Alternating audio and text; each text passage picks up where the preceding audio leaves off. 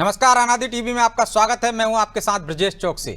आज ऑपरेशन सिंदूर में हम चर्चा करेंगे भारत की ताकत और एकता की। जी हां, भारत और पाकिस्तान के बीच एक बार फिर हालात बेहद तनावपूर्ण हो चुके हैं, या यूं कहें कि हालात जंग जैसे हैं। पाकिस्तान की ओर से की गई नापाक हरकतों का भारत ने जिस तरह से जवाब दिया है, तो उसने एक बार फिर दुनिया को भारत की ताकत का एहसास करा दिया है। ऑपरेशन सिंदूर के तहत भारतीय सेना ने पाकिस्तान के मिसाइल और ड्रोन को हवा में ही मार कर गिराया। वहीं जंग के हालातों के बीच भारतीय भी एकजुट नजर आ रहे हैं। सेना का मनोबल बढ़ाने के लिए कोई दुआ कर रहा है, तो कहीं पर तिरंगा यात्रा और पूजा पाठ हो रहा है। फिलहाल पूरा देश सेना के साथ खड़ा है और पाकिस्तान को इस बार सबक सिखाने के मूड में है। खैर, ऑपरेशन सिंदूर पर चर्चा शुरू करें, लेकिन उससे पहले देखिए ये रिपोर्ट।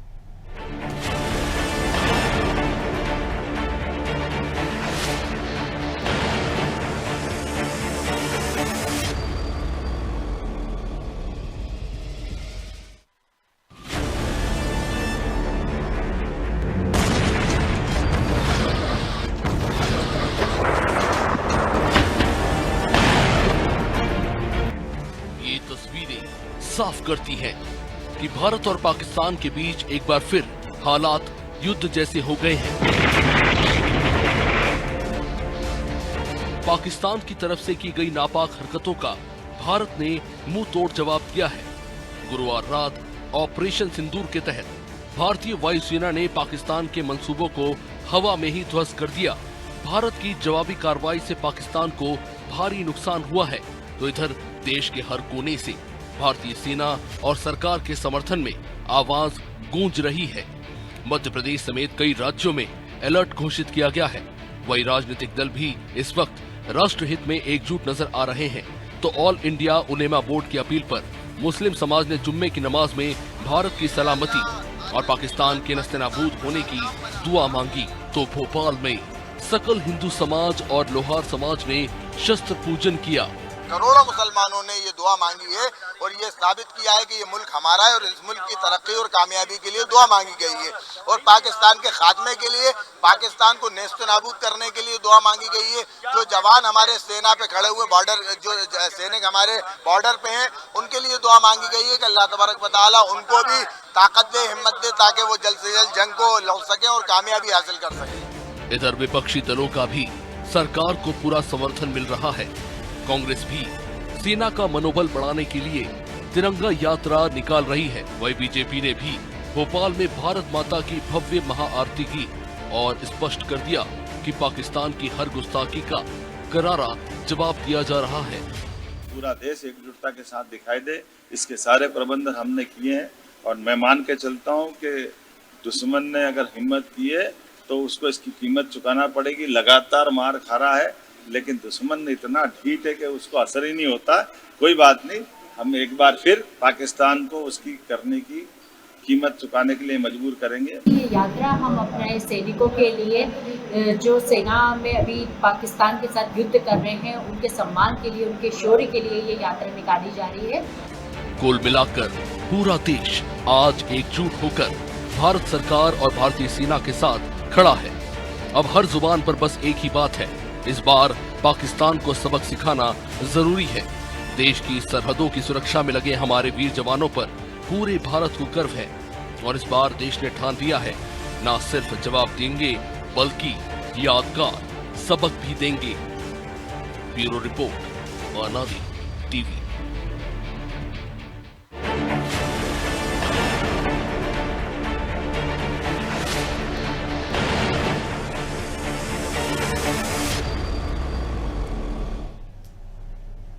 तो चलिए इस मुद्दे पर चर्चा शुरू करते हैं। चर्चा में हमारे साथ मौजूद हैं रक्षा विशेषज्ञ अवीर चौधरी और हमारे सहयोगी ध्रुव पटेरिया। चौधरी जी, बहुत बहुत स्वागत है आपका। और जैसे हालात हैं, पाकिस्तान हिमाकत कर रहा है और हम उसका जवाब दे रहे हैं, तो क्या आपको लगता है कि हम पूर्ण युद्ध की तरफ बढ़ रहे हैं?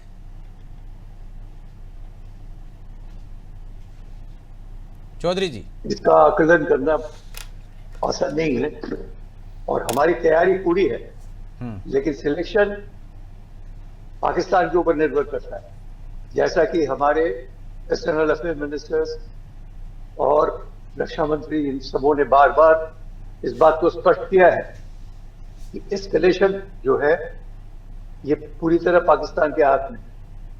इंडिया अपनी तरफ से पूरी तरह से तैयार है और किसी भी चीज पे पीछे नहीं हटेगा, क्योंकि ये मुद्दा एक जमाने से हमें बहुत सताता आ रहा है और इसको आगे तक खींचना हमारे हाथ में नहीं है। तो चौधरी जी, हम सिर्फ इतना इंतजार क्यों करते हैं? वो बॉर्डर पे हम देख रहे हैं LOC पर लगातार हमले कर रहा है, हमारे सिविलियंस को मार रहा है, और इसके बाद हम उतना ही जवाब देते हैं। जैसे रात में उसने घटना को अंजाम दिया, उनके ड्रोन गिरा दिए हमने, और उतना ही उसको जवाब दिया। तो ऐसे तो वो लगातार करता रहता है, उसको सबक कहाँ मिल रहा है? क्या ये सही मौका नहीं है कि उसको सबक सही से सिखाया जाए? मैं आपसे सहमत हूँ, मैं इस बात में आपसे सहमत हूँ कि ये अच्छा मौका है, लेकिन इंडिया क्योंकि फर्स्ट एग्रेशन के कैटेगरी में आने से हमेशा बचती है जी। फर्स्ट एग्रेशन नहीं करना चाहती, क्योंकि एयर एग्रेशन और air violation of course is an act of war, is a major act of war. और अगर आपको याद हो 1971 में हमारी लड़ाई और हमारा अनाउंसमेंट ऑफ वॉर शुरू ही वहां से हुआ था जब एयर वायलेशन हुआ और हमारे फॉरवर्ड एयर बेसिस के ऊपर में टारगेट्स बनाए गए थे। पाकिस्तान का प्रीएम्प्टिव एयर स्ट्राइक हुआ था, उसके जवाब में भारत सरकार ने घोषणा करी कि India is at war with Pakistan. पिछले 2 रातों में जो हुआ है इसमें पाकिस्तान के एयर इंकर्शंस हो चुके हैं, जहां तक सिविलियन टारगेट्स का सवाल है। शुरू में हमने आतंकी इलाकों को चिन्हित किया, उन पे आक्रमण किया और हमें उम्मीद थी कि ये इस चीज से पाकिस्तान संभलेगा, क्योंकि it was repeatedly told that it will be proportionate and similar kind of targets will be done. तो हमने सिर्फ आतंकवादी ठिकानों को निशाना दिया। जवाब में वापस जो अटैक हुआ वो सिविलियन टारगेट्स पे भी पाकिस्तान की तरफ से एरियल अटैक्स। काउंटर में फिर हमने सिविल अटैक्स किया, उनके एयर डिफेंस सिस्टम को है उसको ध्वस्त किया, कमजोर किया, क्योंकि हमें मालूम था कि नेक्स्ट स्टेज में हम लोगों को उनके वो टारगेट्स उतारने पड़ेंगे जिसकी ये एयर डिफेंस टारगेट्स जो है ये बचाव कर सकते हैं। उस शील्ड को बर्बाद करना जरूरी था, सो दैट आपके सवाल का डायरेक्ट जवाब ये हुआ कि कल हम जब अंदर अटैक करेंगे इनके और बात नहीं आगे बढ़ेगी तो डेफिनेटली करेंगे। ये अगर होता है तो वैसे हालत में उनका एयर डिफेंस शील्ड जो है कमजोर रहेगा, तो हमारी एयर सुपीरियरिटी जो है हमारे ग्राउंड फोर्सेस को पाकिस्तान में ऑपरेशन करने में आसानी देगी। लेकिन जिस तरह से प्रभु जी उसने तुर्क के ड्रोन का इस्तेमाल किया है, जो कि उल्लंघन है एक तरह से, आपने जो करार किया था कि इस तरह से इस्तेमाल नहीं कर सकते, तो इसका क्या जाएगा अंतर्राष्ट्रीय स्तर पर मैसेज? और जिस तरह से हम देख रहे हैं कि वो दुष्प्रचार कर रहा है, गुरुद्वारे पे हमला वो कर रहा है, अटैक कर रहा है, लेकिन कह रहा है कि ये भारत ने ही किया है, मतलब हाँ अपने यहाँ निशाना बनाएंगे धार्मिक स्थलों को। ये पाकिस्तान की स्ट्रेटेजी है, झूठ बोलो, बार बार बोलो, कई बार बोलो और तरह तरह के झूठ बोलो। ये उनकी युद्ध का एक तरीका भी है, उनकी लड़ाई का, जिसके तहत वो ये काम कर रहे हैं। आप ये देखिए लड़ाई शुरू कहाँ से हुई इस बार पहलगाम में निर्दोष लोगों को उनकी जाति धर्म पूछकर और उन लोग उनके महिलाओं के सामने उनके पति पुरुषों की जो है हत्या करने से हुई। आपने चुन चुन कर हत्या की। भारत ने उनको चेतावनी दी, पाकिस्तान को नहीं माने, हमने उनके जो आतंकवादियों के अड्डे थे उस पर कार्रवाई की। 21 अड्डे हमने आइडेंटिफाई किए थे, हमने जो है 9 जगह कार्रवाई की। हमने उनको कहा कि बाकी आप एलिमिनेट कीजिए, आप कई सालों से हम ये कह रहे हैं, लेकिन पाकिस्तान नहीं माना। पाकिस्तान ने उसका जवाब क्या दिया? उसका जवाब ये आया कि उनने जो है पुंछ से लेकर जम्मू तक हमारे जो है सिविलियंस पर हमले किए, गुरुद्वारे पे हमला किया। स्वाभाविक तौर पर वहाँ पर जो शेल मिले हैं, जो खोल मिले और हैं, हम जवाबी कार्रवाई न कर पाए, एयर डिफेंस जी आपने वो खोला रखा है एयर स्पेस, तो उनने जो है उसके बाद वो किया। उसके बाद हमारे प्रेस कॉन्फ्रेंस में हमारे यहाँ बाकायदा भारत सरकार की तरफ से ये कहा गया कि हम कोई हमला नहीं करने वाले हैं, हमने केवल एक जो आतंकवादी अड्डों पे कार्रवाई की है, पाकिस्तान यदि कुछ करेगा तो हम जवाब देंगे। पाकिस्तान ने फिर किया, हमने फिर जवाब दिया। कल रात को यदि बीती रात की बात करें तो कल भी जो है दिन में प्रेस कॉन्फ्रेंस करके कहा कि जितना हो गया हो गया, अब पाकिस्तान फिर कुछ करेगा तो हम जवाब देंगे, अपनी तरफ से हम कोई पहल नहीं करेंगे। पाकिस्तान ने कल रात को जो है 8:30 पौने 9 बजे से फिर शुरू कर दिया। तो उसके बाद हमको जवाब देना पड़ा, फिर हमने जवाब दिया। तो ये पाकिस्तान की हरकतें हैं, और पाकिस्तान हमने की आज फिर आर्मी कह आ दिया रही कि है। जब पाकिस्तान करेगा तब करेंगे, हम हाथ पे हाथ धरे बैठे रहेंगे। भाई पाकिस्तान तुम करोगे की- सिर्फ जवाब देंगे हम जवाब ही दे रहे हैं ना। हमने अपने जवाब में ये देखिए हमने क्या टारगेट चुने। आपने जिनसे टारगेट से हमला किया, हमने उन्हीं टारगेट को निशाना बनाया। हमने आपका एयर डिफेंस सिस्टम को ध्वस्त कर दिया 2 जगह कि जो है आप उससे बचाव करते हैं अपना, तो हमने उसको ध्वस्त कर दिया। तो हमने उनको वो क्षति पहुंचाई जिससे वो दोबारा हम पर भारत की तरफ ऐसे हमले करने की साहस न कर सके। हमने पाकिस्तान किसी आम आदमी को नहीं मारा। आपको पाकिस्तान के जो सोशल मीडिया पे वीडियोस आ रहे हैं लोगों के, वो देखिए हमारे ड्रोन गिरे, वो कह रहे हैं वहाँ के लोग, लेकिन उन ड्रोन से कोई आम आदमी हताहत हुआ क्या? एक भी आदमी हताहत नहीं हुआ। कोई ऐसी भगदड़ मची वहाँ पर, वैसी कोई स्थिति हुई। हमने केवल उनके जो है आर्मी के जो ऐसे हथियार थे जो भारत को टारगेट करके खड़े किए गए थे, हमने कल उन पर निशाना साधा है। कहीं पर भी कोई ऐसा जिस तरीके से पाकिस्तान हरकतें कर रहा है वैसा नहीं हुआ। हमने कोई ड्रोन का स्वार्म अटैक नहीं किया। हमने कोई 500 ड्रोन एक झुंड में नहीं भेजे कि आतंक फैल जाए पूरे भारत में। आप ये देखिए ऊपर से लेके भुज तक, चाहे वो चंडीगढ़ हो, चाहे अमृतसर हो, चाहे कहीं हो, आपने स्वर्ण मंदिर को निशाना बनाने की कोशिश की, आपने चंडीगढ़ को निशाना बनाने की कोशिश की, बठिंडा देख लीजिए, रोपड़ देख लीजिए, वहाँ IIT के पास आपका ड्रोन मार गिराया गया।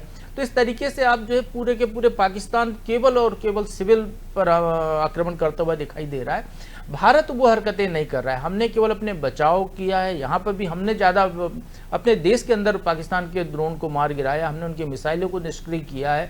हमने जो कुछ भी किया है उनके अपने देश में किया, और बाकी वो जहाँ से आ रहे थे, जहाँ से वो छूट रहे थे, वहाँ पर निशाना साधा है। तो भारत अपनी रक्षा के लिए कर रहा है और भारत युद्ध नहीं चाहता है।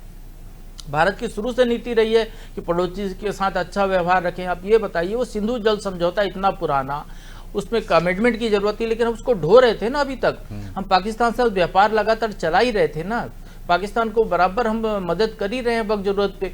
तो इस तरीके से यदि हम पानी दे रहे थे, सब कुछ कर रहे थे, उसके बावजूद यदि वो हरकतें कर रहा है, इस तरीके की नापाक इरादे के साथ वो काम कर रहा है, तो स्वाभाविक तौर पर कि सब्र का बांध कभी कभी टूटता है। तो वो बांध हमारा अब टूट गया है, लेकिन फिर भी हम अभी भी बैठे हुए हैं कि हम अपनी तरफ से कोई आक्रमण नहीं करेंगे। भारत की सेना इतनी सक्षम है, इतनी तैयार है कि जो लाल बहादुर शास्त्री ने जब कहा था कि चाय यहाँ पियेंगे वो पियेंगे, तो उसी तरह की स्थिति आज भी है। आज भी हम चाहें तो लाहौर 2 घंटे के अंदर पहुंच सकती है सेना, लेकिन उस तरीके की स्थितियां हम भारत करना नहीं चाहता है। केवल शांति के तरीके से चाहता है कि आप हमारे तरफ आक्रमण मत कीजिए। अब ये पाकिस्तान का षड्यंत्र देखिए, जिस तरीके से बताया कि जो वो एक तरफ तो हमला कर रहा है और दूसरी तरफ वो सिविल प्लेन उड़ाया जा रहा है, कि जिससे दुनिया में एक अलग तरीके का संदेश जाए कि भारत ने हमला किया है, सिविलियंस पर हमला किया है।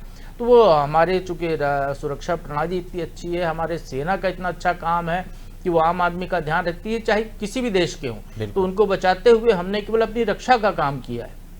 तो चौधरी जी, हम तो संयम बरते हुए हैं, लेकिन क्या पाकिस्तान को, ये हम कह सकते हैं कि पाकिस्तान की आर्मी को सबक मिल चुका है, या वो अभी भी अपनी साख बचाने, इज्जत बचाने के लिए ऐसी हरकतें करेंगे? पाकिस्तान की आर्मी या पाकिस्तान का गवर्नमेंट, वो एक ही क्या कहते हैं, चट्टे बट्टे, 2 कलर है। हाँ जी, एक ही थाली के चट्टे बट्टे हैं, एक ही थाली के चट्टे बट्टे बोलते हैं ना, तो बिल्कुल वही है। क्योंकि हमारे देश की तरह सिस्टम उनके यहाँ नहीं है, जहाँ पे एक प्रॉपर गवर्नेंस रहा है। उनके यहाँ जो गवर्नमेंट है वो एक जमाने से आर्मी के द्वारा, सेना के द्वारा, उनके डिफेंस में भी वो बेसिकली आर्मी, क्योंकि नेवी तो उनका बहुत ही छोटा और नॉन एग्जिस्टेंट सा है, एयरफोर्स एग्जिस्ट करता है, और बाकी आर्मी, ये और आर्मी के ही चीफ लोग जो हैं हमेशा से अयूब खान के टाइम से ऑनवर्ड्स, ये उन्हीं उनका जो लीगेसी है, उनकी जो एक विरासत है, वो सिर्फ इसी हिसाब से चला है। और एक बार खून के मुंह, शेर के मुंह में खून लग जाए तो फिर वो शेर आदमी निर्वक्षी हो जाता है। इंडियन आर्मी उस तरह से कभी रही नहीं है। इंडियन आर्मी का पूरा सिस्टम ही एक स्टैंडर्ड अच्छे गणतांत्रिक देश में जैसे आर्मी होती है उसका है, जबकि उनके यहाँ तानाशाही का ही सिस्टम रहा है। और जो शेर आदमखोर हो गया है उसको तो उसी की आदत पड़ गई है, और जब उसको अपने देश के बाहर, मतलब इंडिया में नहीं मिलता है कुछ, तो अपने देश का आदमी भी खाता है वो। ये तो बहुत सालों से देखते हैं उनके यहाँ, उसीलिए तो कोई गवर्नमेंट लास्ट नहीं करती। लेकिन ऐसे आदमखोर शेरों को हमने भागते भी देखा है देश छोड़कर, चाहे परवेज मुशर्रफ हो, चाहे और हो। बिल्कुल बिल्कुल। और आदमखोर शेर को उन्होंने खुद ही दूसरे आदमखोरों ने पकड़ के दफना भी दिया है। हमने भुट्टो साहब को देखा है, हमने उनके इंटरनल, हमारे यहाँ राजीव गांधी जी की हत्या हुई थी तो वो एक एक्सटर्नल फोर्स के थ्रू वो उस बात को अंजाम दिया गया था, और हमने उस देश को भी यहाँ तक माफ कर दिया। हमने श्रीलंका को कभी इस बात के लिए जिम्मेवार अलग तरीके से नहीं ठहराया है। पर उनके अपने देश में बिनजीर भुट्टो के बाद, बिनजीर भुट्टो का डेथ ले लीजिए, उतना बड़ा, उतने सालों के बाद में उन्होंने वापसी करी, और उसके बाद में she wanted to set up a proper democratic system out there. उसमें पेट था, उसको दोबारा वो एस्टैब्लिश करना चाहती थी, और उसको किस तरह से मार दिया गया ये तो आप पूरी दुनिया ने देखा था उस वक्त। अगर उस समय से भी डेमोक्रेसी एस्टैब्लिश हो गई होती तो आज भी ये स्थिति हो रही है पाकिस्तान में नहीं होती। ये पाकिस्तानी आर्मी को भी चाहते नहीं। 86 की बात ले लें, मैं फौज में ही था और हम पूरी तैयारी में थे। अभी जिस तरह से उस समय तो ड्रोन वगैरह का सिस्टम नहीं था, बिल्कुल लड़ाई जो है सीधा हथियार के साथ में बॉर्डर के ऊपर में खड़े होके होती थी, और हम पूरी तैयारी के साथ वहां डटे हुए थे। हमें एमुनिशन इशू हो गया था। एयर डिफेंस की बात हो रही है, हमेशा लड़ाई जो है आप देख रहे हैं, मैं एयर डिफेंस से ही हूँ, और ये जो आप क्लिप में दिखा रहे हैं एक गन सिस्टम है, शिल्का बोलते हैं उसको। ये 4 बैरल का मल्टी बैरल गन सिस्टम है। एक मिनट में ये 4000 राउंड की बार करता है।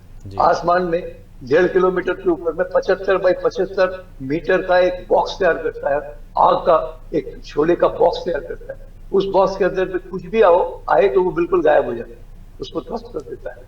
मैं उस इक्विपमेंट के साथ था, मैं उनका फॉरवर्ड कमांडर था उनके ट्रूप्स के साथ। हमें एमुनिशन इशू हो गए थे, क्योंकि तब हमें पता लगा कि वाकई हम शायद अंदर जाएंगे। बाकी जगहों पे तब भी आर्टिलरी कितनी शैली उस इलाके में नहीं हुई थी। पर आपको याद अगर है तो जियाउल हक जो उनके पहले सबसे शैतान डिक्टेटर बने और जिन्होंने औपचारिक रूप से पाकिस्तान को इसका इस्लामाइजेशन शुरू किया, वो एक क्रिकेट मैच देखने के बहाने इंडिया आए, और मेरे ख्याल से नागपुर था शायद, जहां पे एक टेस्ट चल रहा था, उसमें पीछे से बैठे एक डिप्लोमेटिक बात करके चुपके से चले गए और पूरे को डीएस्केलेट करने का बंदोबस्त किया। वरना उसी समय इतना बड़ा जनरल सुंदर जी उस समय चीफ थे, इतना बड़ा जमावड़ा और इतनी तगड़ी तैयारी थी हमारी, और उसके पिछले कई महीनों से हम पूरी तैयारी में थे। मैं यंग कैप्टन था उनके रूप में, मुझे याद है एक अफसर, एक जवान इस तरह से तैयार था कि इस बार अंदर जाएंगे तो हम बिल्कुल इनको काट के 2 टुकड़े में करके आए। पर उस समय भी पीठ पीछे पूरा भोगता कहते हैं, हमने डीएस्केलेट किया क्योंकि पाकिस्तान की केपेबिलिटी। आज हम इस स्थिति पे खड़े हैं कि दोबारा उसी की स्थिति में है शायद, जहां पाकिस्तान कुछ भी नहीं कर सकता, क्योंकि पाकिस्तान इंटरनली तकरीबन डिस्ट्रॉयड है। उसके एक्चुअली हिस्से हो चुके हैं। कहने के लिए एक राष्ट्र है, पर राष्ट्र की तरह ना उसका बिहेवियर है, ना उसकी पॉलिटी है, ना उसका इकोनॉमी है, ना उसका इंटरनेशनल रिलेशनशिप है। आप कह लीजिए क्या है, they have totally loss of trade. Actually अगर इंडिया चाहे तो इस समय वाकई घुस सकता है कि अगर अभी तक हम क्यों नहीं कर रहे हैं, शायद संयम की पराकाष्ठा है। आखिरी इम्तिहान देखिए कहां तक हम इस इम्तिहान तो लेकिन चौधरी जी, जब पाकिस्तान खुद जानता है कि उसके हालात कैसे हैं, किस तरह से वो बलूचिस्तान में किस तरह से संघर्ष कर रहा है, ये देखने में आ रहा है कि रात में वहां सेना नहीं जाती है, जिस तरह से हमले हो रहे हैं उस पर, फिर भी हमसे लड़ने को तैयार है कि हमने वही परिस्थितियों में ला दिया उसको, वही हालात हैं कि आज जिस तरह से बांग्लादेश बना था बलूचिस्तान बन जाएगा, फिर भी वो लड़ने की कोशिश कर रहा है, जबकि वो चाहे तो संयम बरत सकता है कि हाँ जितना हुआ हो चुका।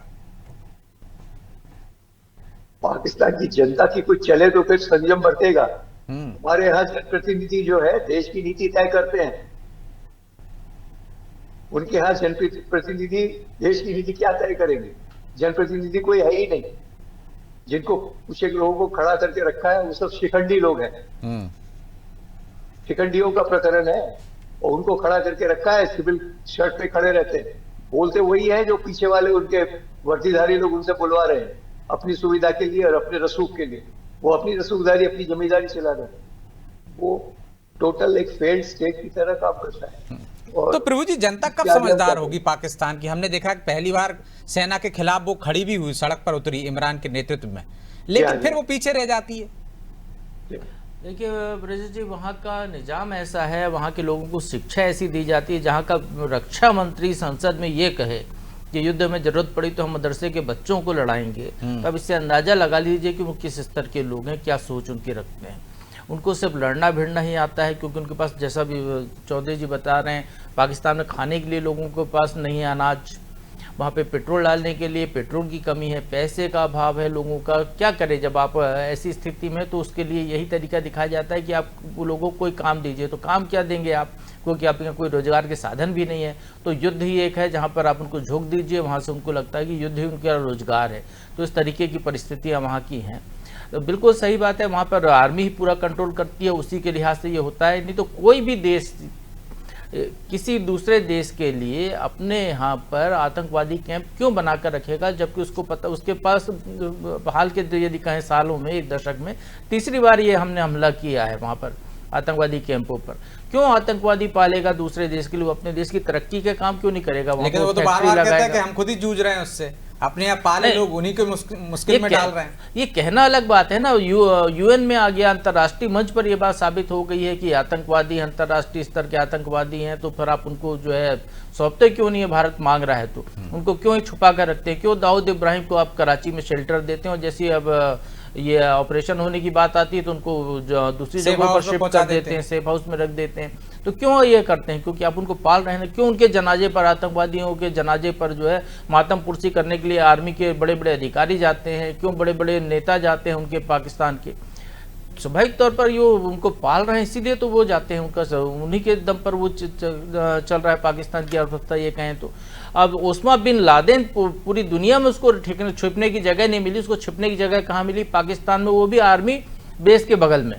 तो निश्चित तौर पर ये फिर पाकिस्तान की सरकार ने ही उसको जगह दी होगी ना, क्योंकि उस्मा बिन लादेन ने कोई वहाँ जमीन तो खरीदी नहीं रखी थी पहले से कि पाकिस्तान, उसको पता हो कि अमेरिका में वो ऐसा हमला करेगा, उसके बाद उसको यहाँ पर पाकिस्तान में छुपने के लिए जगह चाहिए, तो 3 मंजिला मकान बना के वो पूरी अपने इंतजाम करके रखेगा, सुरक्षा व्यवस्था अपनी रखेगा, अपने लोगों को तैनात करके रखेगा। ऐसी स्थिति नहीं थी, आर्मी बेस के बगल में, क्योंकि उसकी रक्षा जो है पाकिस्तान की आर्मी कर रही थी। बिल्कुल, और अब दुनिया भी समझ चुकी है जिस तरह से पाकिस्तान की हरकतें हैं, वो एक तरह से उसकी पोल खुल गई। लेकिन वो इस तरह से भ्रम फैलाता है, बदनाम करने की कोशिश करता है भारत को, लेकिन उसका कोई फायदा नहीं है। बहरहाल समय इजाजत नहीं देता, इसलिए चौधरी जी चर्चा को यहीं विराम देंगे। आपका बहुत बहुत धन्यवाद चर्चा में शामिल होने के लिए। तो भारत संयम बरते हुए, लेकिन अब बारी पाकिस्तान की है। यदि वो कोई नापाक हरकत करता है तो उसका करारा जवाब दिया जाएगा। हम बार बार ये कह रहे हैं, सरकार कह रही है, हमारी सेना कह रही है, पूरी तैयारी में है। पाकिस्तान हमसे लड़ने की स्थिति में भी नहीं है, बावजूद वो ऐसी नापाक हरकतें कर रहा है। क्या अब सही समय है कि उसे सही तरीके से उसे सबक सिखाया जाए, या पाकिस्तान अब भी मौका है संभल जाए, वरना उसका बुरा हश्र हो सकता है। जिस तरह से हालात हैं वहाँ के, और बिगड़ सकते हैं। ऑपरेशन सिंदूर में इतना ही। मुझे दीजिए इजाजत और आप देखते रहिए अनादि टीवी। नमस्कार।